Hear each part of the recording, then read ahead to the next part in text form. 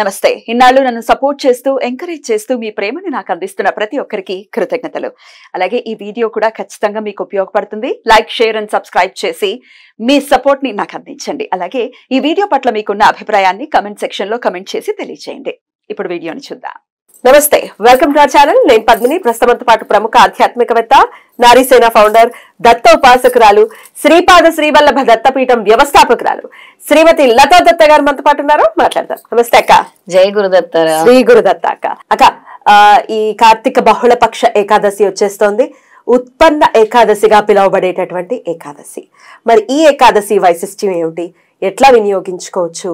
చాలా చాలా అద్భుతంగా మంగళవారం ఏకాదశి వస్తుంది కాబట్టి మరి ఎలా ఆ రోజున మనం వినియోగించుకోవచ్చక్క? కార్తీక మాసంలో ఉత్పన్న ఏకాదశి అంటే చాలా అద్భుతమైన రోజు అని చెప్పొచ్చు పద్మిని. ఎందుకంటేరా, ఎవరైనా సరే ఏకాదశి వ్రతం మొదలు పెట్టాలి అనుకుంటే, ఏకాదశి వ్రతం అంటే ఉపవాస దీక్షలు చేస్తూ ఉంటారు. అందుకు కూడా చేసావు కదా. స్వామి మంచి ఫలితాన్ని కూడా ఇచ్చారు నీకు. 100%. ఎందుకంటే ఏది మొక్కుకుని ఏదో చెయ్యాలని కాదు, చెయ్యాలి అనే ఉత్సుకత. ఇంతమంది మీ అందరూ చెప్పటం, సార్ రాసి పంపించటం, దాని వైశిష్ట్యం తెలుసుకోవటం, తెలుసుకుని కూడా చేయలేకపోతే, వయసులో ఉన్నప్పుడు చేయలేకపోతే ఎప్పుడు అనేది అనుకొని చేయటం, స్వామి అనుగ్రహించడం అనేది. అందుకే అద్భుతమైన రోజు అని చెప్పటం కాదు, అద్భుతంగా నీకు వరం ఇచ్చారు. ఏకాదశులు చాలా నిష్టగా నువ్వు చేయటం మొదలుపెట్టిన తర్వాత స్వామి వెంటనే నీకు అంతటి ఫలితాన్ని ఇచ్చారు. అలాగే ఎవరైతే ఈ ఏకాదశి వ్రతాన్ని మొదలు పెడతారో, ఇప్పటి నుంచే మొదలు పెట్టాలి. కార్తీక మాసంలో వచ్చేటటువంటి ఉత్పన్న ఏకాదశి నుంచి 24 ఏకాదశులు, అంటే మళ్ళీ నెక్స్ట్ ఇయర్ కార్తీక మాసం వరకు ఈ వ్రతాన్ని ఆచరించాలి. అంటే దీంట్లో ముఖ్యమైనది ఏంటి, వ్రతాన్ని అంటే ఏం చేయాలి అని కాదు, ఉపవాస దీక్ష అనేది ప్రథమం. అలాగే ఈ ఏకాదశి వైశిష్ట్యం ఏంటి, ఈ ఏకాదశి రోజు ఏం చేశారు, దేవతలు ఏం చేశారు, ఈ ఏకాదశి వల్ల మేము ఉపవాస దీక్ష చేయటం వల్ల ఎలాంటి ఫలితాన్ని స్వామి మాకు ఇస్తున్నారు అని మనం ఎప్పటికప్పుడు చెప్తూనే ఉన్నాము. దాని వైశిష్ట్యం తెలుసుకోవటం, ఉపవాస దీక్ష చేయటము, ఆ రోజు మంత్రజపం చేయటము, స్వామి విష్ణు సహస్రనామాలు చదవటము, విష్ణుమూర్తిని పూజించటము, అలాగే త్రిమూర్తుల్ని పూజించాల్సిన రోజు కూడా ఈ ఉత్పన్న ఏకాదశి. ఎందుకు అంటే రాక్షస సంహారం చేయాలి అని అంటే ఎప్పుడు విష్ణుమూర్తి ముందుంటారు. అయితే ఈ రోజు ఎందుకు ముఖ్యమైన రోజు అని అంటే, కార్తీక మాసంలో వచ్చింది. విష్ణుమూర్తి మురాసురుడు అనే రాక్షసుడిని వధించాలి అని అనుకున్నప్పుడు ఆ విష్ణుమూర్తిలో నుంచి ఉత్పన్నమైనది ఏకాదశి దేవత, ఏకాదశి మాత. ఏకాదశి మాత అమ్మవారే ఉత్పన్నమయ్యారు. ఎందుకంటే మనకు తెలుసు, విష్ణుమూర్తి ఎన్నోసార్లు ఈ ప్రళయాలు రాకుండా మనందరినీ రక్షించడం కోసం ఓ స్త్రీ వేషధారి ఎన్నోసార్లు ఆయన తీసుకోవాల్సి వచ్చింది. మోహిని అవతారం అందులో ఒకటి ముఖ్యమైనది. అలాగా ఇందులో నుంచి విష్ణుమూర్తిలో నుంచి వచ్చింది ఏకాదశి మాత. చాలా చాలా పవర్ఫుల్ డే అని చెప్పొచ్చు.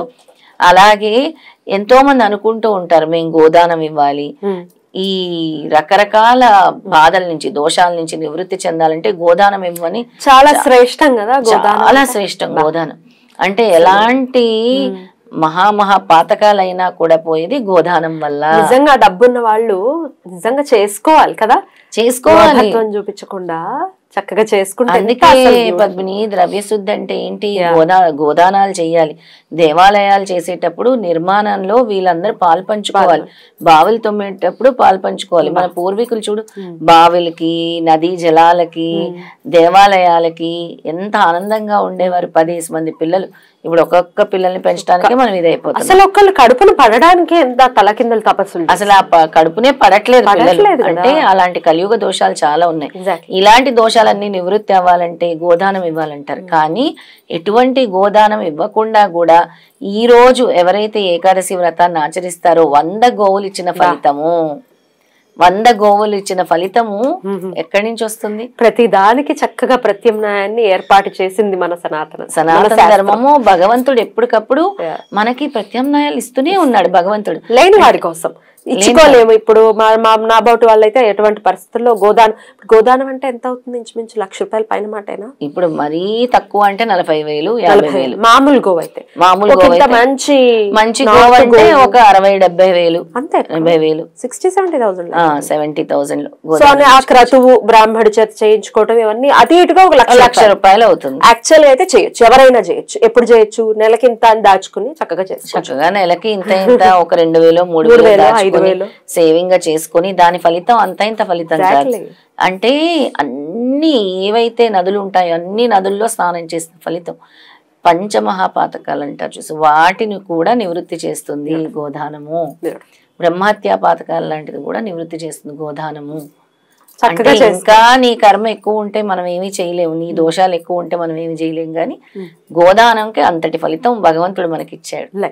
ఇంకా అసలు చెయ్యలేని పరిస్థితుల్లో ఉన్నప్పుడు ఈ రోజు ఉపవాసం ఉంటే చేసిన ఈ రోజు ఉపవాస దీక్ష చేస్తూ ఈ కథ ఎవరైతే వింటారో, విష్ణుమూర్తి ఏ విధంగా ఈ రాక్షస సంహారం చేయదలిచారో, అందులో నుంచి ఏకాదశి మాత ఎలా ఉద్భవించిందో ఈ చిన్న కథ, ఈ 3 లైన్లు కథ విన్నా కూడా అంతటి ఫలితాన్ని స్వామి ఇస్తారు. 100 గోవుల్ని దానం చేసిన ఫలితం ఇస్తారు.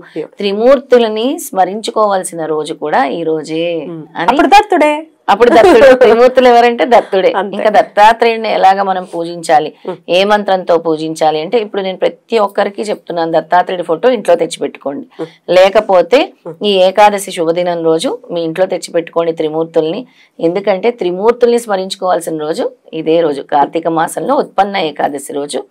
దత్తుడిని చక్కగా మీరు పుష్పాలతో పూజించండి. ఆయనకు కావాల్సింది ధూప దీప నైవేద్యాలు. ఆయనకు ధూపం అంటే ఎక్కువ ఇష్టం, గంధం అంటే చాలా ఇష్టం దత్తుడికి. అందుకే దత్త బొట్టు పెడుతూనే ఉంటాం, గంధం పెట్టి మధ్యలో కుంకుమ. అలాగే దత్తుడిని ఏ విధంగా స్మరించుకోవాలో ఆ స్తోత్రం ఇప్పుడు చెప్పబోతున్నాను. ఓం అం హ్రీం క్రోం ఏహి దత్తాత్రేయాయ స్వాహ. ఓం ఔం క్రీం క్రోం ఏహి దత్తాత్రేయాయ స్వాహ. ఓం ఔం క్రీం క్రోం ఏహి దత్తాత్రేయాయ స్వాహ. ఈ దత్తాత్రేయ మహామంత్రాల్లో ఒక మహామంత్రం. ఆ రోజు ఎవరైతే ఈ దత్తాత్రేయ మహామంత్రం స్మరిస్తారో త్రిమూర్తులు అనుగ్రహముకి పాత్రులవుతారు. పద్మిని అద్భుతం. 108 సార్లు. ఇంకా నన్ను అడిగితే 108 సార్లు కాదు, 10 మాలలు చేయమని చెప్తాను. 1008 సార్లు. ఇలాంటి ముఖ్యమైన రోజులు, పౌర్ణమి, గ్రహణం రోజులు, అమావాస్య తిథులు, అలాగే ఏకాదశి తిథుల రోజు అత్యంత ఫలితాన్ని భగవంతుడు మనకి ఇస్తూ ఉంటారు. కాబట్టి ఎక్కువ జపం చేయండి అని చెప్తూ ఉంటారు. అద్భుతం, అద్భుతం. చాలా బ్యూటిఫుల్ గా ఎక్స్ప్లెయిన్ చేశారు. ఇక ఉపవాసం అనేది మ్యాండేటరీ, ఇంకా అందులో దీనికి ప్రత్యామ్నాయం అయితే లేదు. కానీ అస్సలు ఓపిక లేదు అంటే షుగర్లు, బీపీలు ఉన్న వాళ్ళు పళ్ళు స్వీకరించవచ్చు, ఫ్రూట్స్ అంటే ఇంకా మరీ సహకరించట్లేదు కానీ మాకు చేయాలని ఉంది, భగవంతుడు అనుగ్రహం కావాలని ఉంది అనుకునే వాళ్ళు ఈ అల్పాహారం అంటే ఈ ఫ్రూట్స్ లాంటివి స్వీకరించి కూడా చేయొచ్చు. రైట్. అద్భుతం. చాలా బ్యూటిఫుల్ గా ఎక్స్ప్లెయిన్ చేశారు. అసలు మొదలు పెట్టాలి అనుకునే వాళ్ళకి వచ్చేస్తోంది మరి ఏకాదశి, కాబట్టి చక్కగా దాన్ని సద్వినియోగం చేసుకోవాలి, ఖచ్చితంగా చేసుకోవాలి. ఎటువంటి పరిస్థితుల్లో వదలకండి. రెమెడీలు కాదు, ఈ ఏకాదశులకు ఉన్నంత పవర్ ఇంకా వేరే దేనికి ఉండదు, అస్సలు ఉండదు. అందుకే మనం ప్రతి ఏకాదశి కూడా లక్ష్మీ కుబేర వ్రతం చేస్తున్నాం పీఠంలో. ఏదో ఒక ఏకాదశి, ఈసారి ఏకాదశి రోజు కూడా మనం లక్ష్మీ కుబేర వ్రతం చేస్తాం. రైట్ అక్క, thank you so very much. నమస్తే. శ్రీపాదరాజం శరణం ప్రపద్యే. శ్రీ దత్తరాజం శరణం.